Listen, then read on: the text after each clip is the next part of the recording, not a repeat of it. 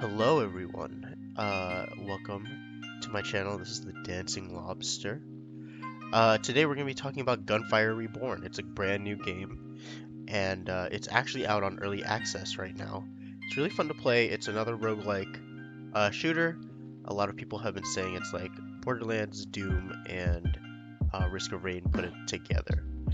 This guide is going to be for the new players who just picked up the game and you're a little curious as to how it works. So let's get right into it.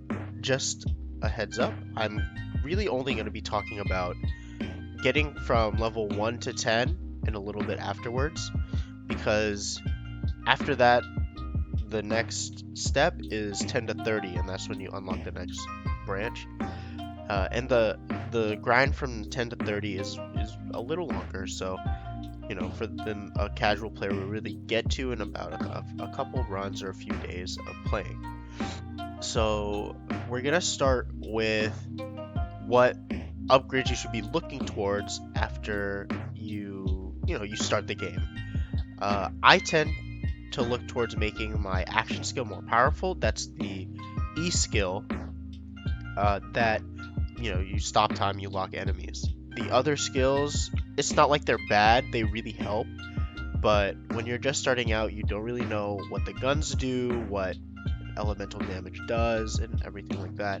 So I feel like the most straightforward upgrade process would be your action skill. They kind of do this thing where you have different elemental damage to give, and it puts you into a specific playstyle that you really have to look out for. For example, Pyro Dominance, right? If you choose to upgrade Pyro Dominance, it's great if you do extra burning elemental effect, but then for the rest of the game, you kind of are stuck looking for fire damage weapons.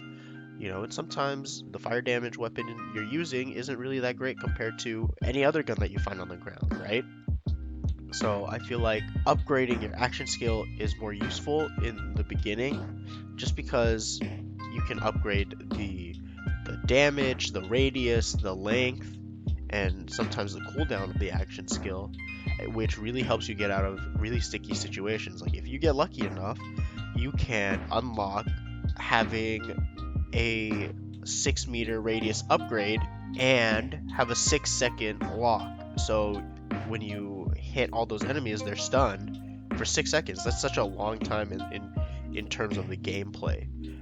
And it also is just long enough to revive a down teammate. So it's super useful. Another thing I want to talk about is going through vaults. So one of the first things you're always going to be looking at are vaults when you start the game. So with vaults, they are either purple, yellow, or blue cracks in the level. They're pretty easy to identify because they glow, and usually they're lit up enough where you can actually you can make them out in the background. You always want to go through a vault because it's basically having a free scroll just given to you. Like in the first level alone, some are this like Indiana Jones like rolling boulder type, movement puzzle. And it's super easy to get through, like once you get it. And it can also range to arenas, which the arenas aren't really all that hard, because in all honesty, the arenas aren't that bad. It's only really on the third boss stage where you have to worry about the arena vaults, because the enemies are a lot tougher there, just naturally progressing. So going through the first stage and having those arena vaults, super easy. They just throw the regular mobs at you, and the regular mobs aren't really that difficult to deal with. If you plan on going through every vault all the time, you'll want to communicate that to your friends, that you're going into a vault, because I've seen it so many times in my own runs where you get into a groove, everyone just assumes you go into a vault right away, when one of your friends really isn't thinking about that, or they never really saw the vault in the first place. So you want to just say, hey, there's a vault here, let's check it out.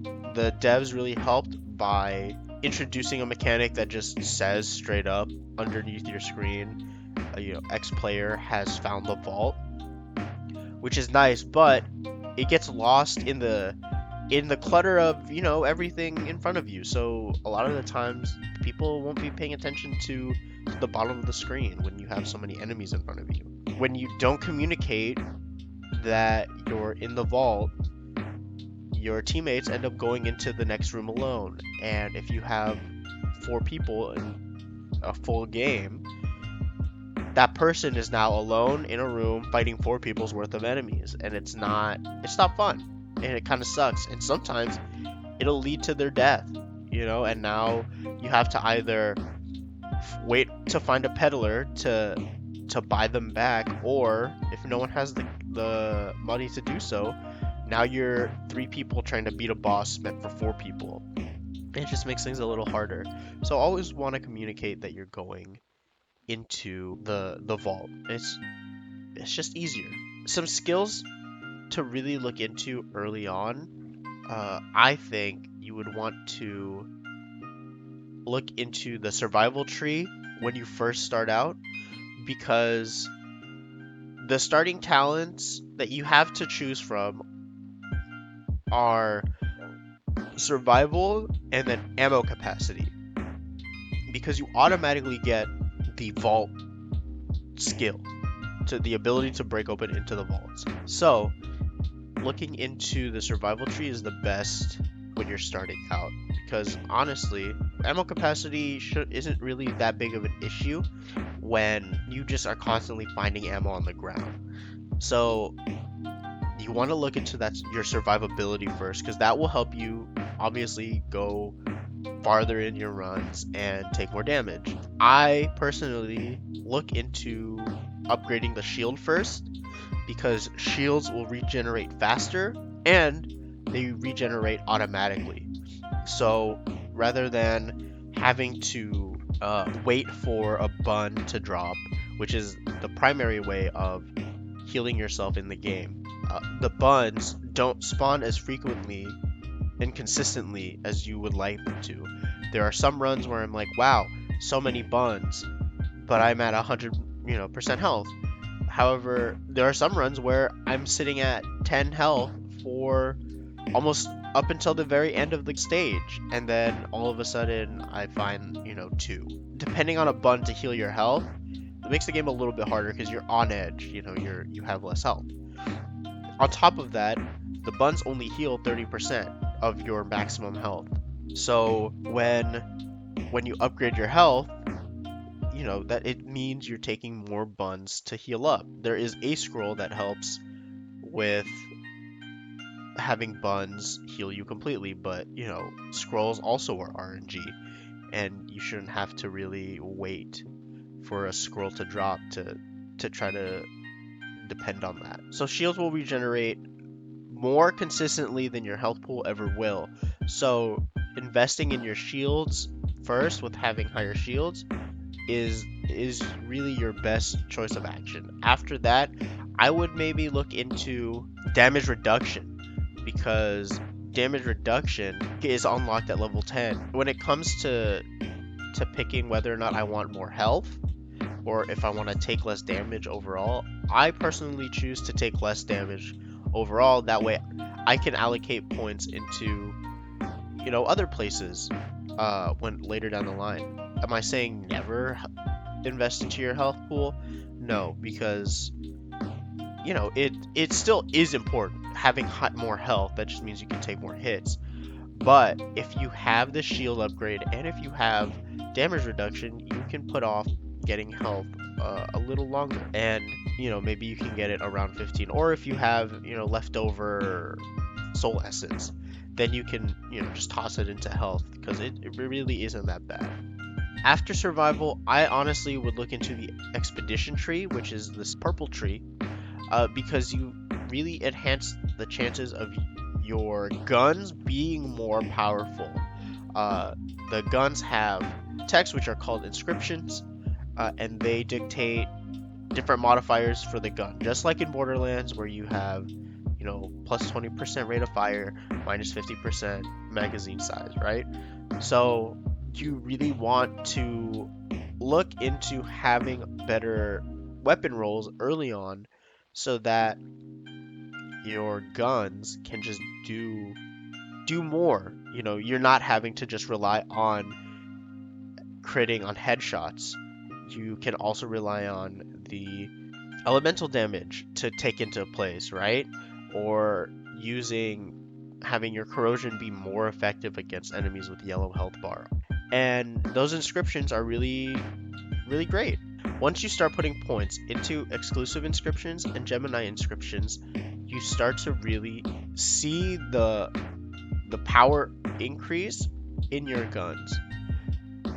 And so it really helps with what you're trying to achieve, you know, having farther runs, doing better, or just beating bosses faster, right? There are some inscriptions that you really want to look for and are extra useful, such as increasing lucky shot chance.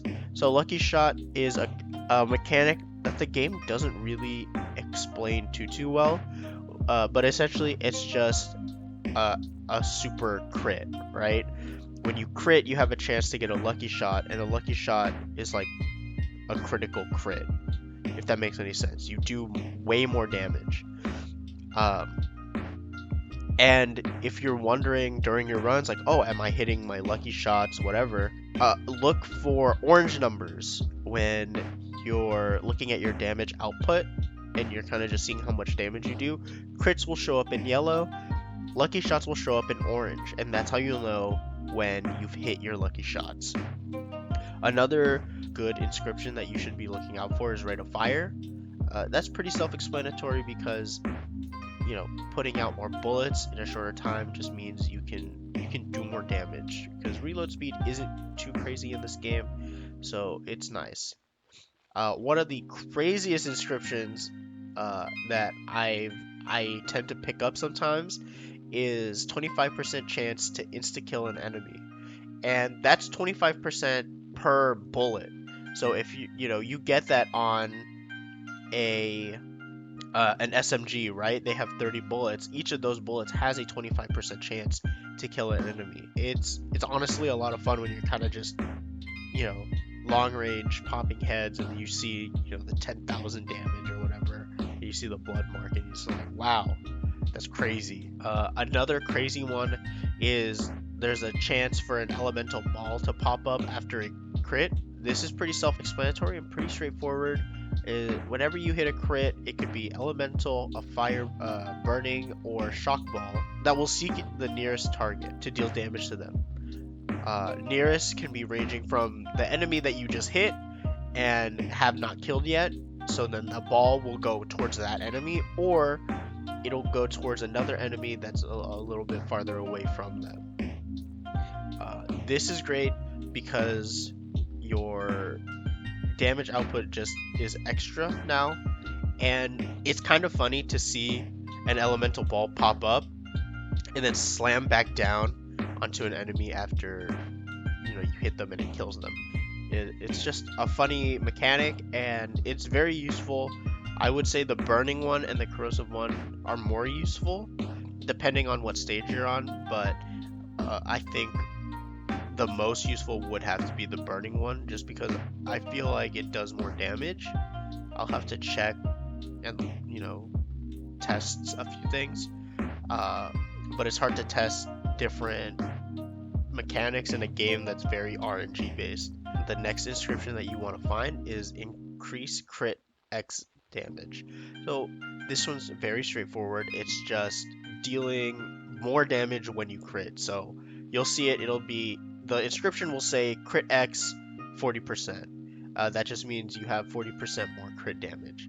Very simple, but very useful, because honestly, hitting crits is not that hard in this game, and the enemies' heads are pretty big, all things considered, so just doing more crit damage is just more useful.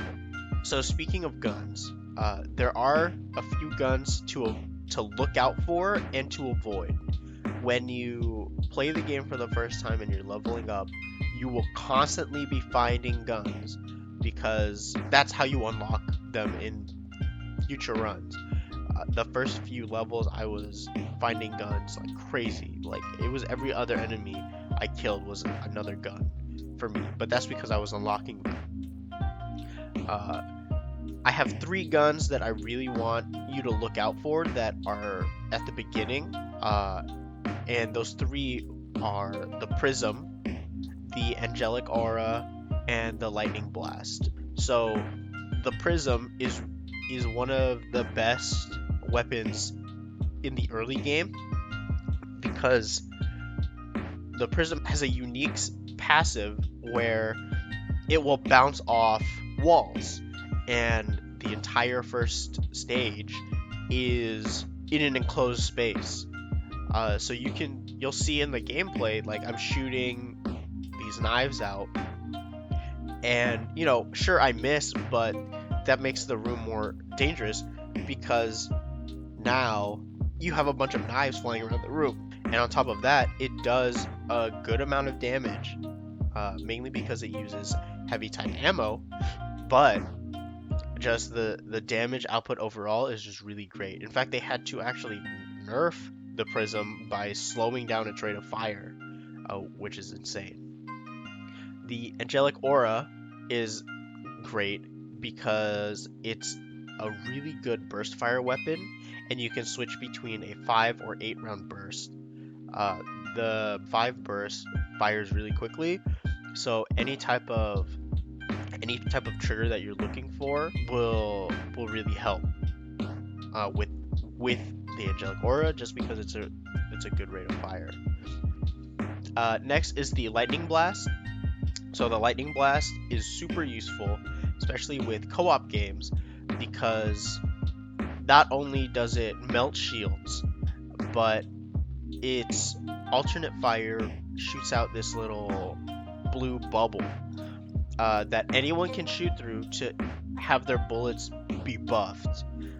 Not just the Lightning Blast, but everyone in your party gets a buff whenever they shoot through it.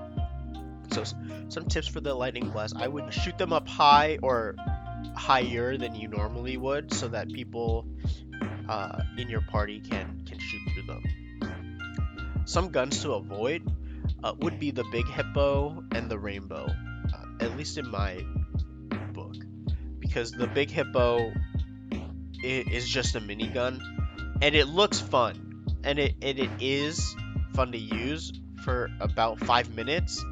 And then, honestly, there are so many better options that you could be using for a weapon slot that the Big Hippo it feels lacking. I don't know if it's because it just does a little too little damage for its rate of fire. Like, I could get an Angelic Aura, shoot faster than it, and deal more damage than a minigun. Sure, I can shoot longer. It's not effective to use. Next is the Rainbow. The Rainbow is just a gun that shoots a laser that automatically locks on to an enemy, which on paper sounds really great, but it's really finicky, and I know it can crit because I've seen it crit. It's very tricky to get that sweet spot where to crit because the gun automatically locks onto the center mass of the target. So it's fairly weak, and if you get it early on and you're missing scrolls, you really can't do as much damage as you want, That being said, with many of these types of games, you can make anything work with a specific build. The guns that I'm telling you to look for and to avoid are the guns that will or the weapons that will help you perform more consistently throughout your runs. So some scrolls that I think are noteworthy and deserve your attention and to look out for in general are Gourmet, Ammo Belt, Evil Banishing Talisman, Mystic Mirror, and Fountain of Life. So with Gourmet, it's a really useful scroll because they make it so that buns heal you for full health. And on top of that, it's a scroll that you can drop for your friends. One person has to find Gourmet, and then the whole team has Gourmet, essentially. And so, super useful for team runs, or just any run in general. That way, you don't have to worry about finding buns. It's just nice. It's something you worry less about. Ammo Belt is next. Ammo belt just doubles your ammo, but it's super useful because now you really don't have to think about running out of ammo because you just have so much of it that you cannot go through all of it at the rate in which ammo spawns in the game. Like normally, you could be pretty low and hurting, or you could flat out run out during boss stages, right?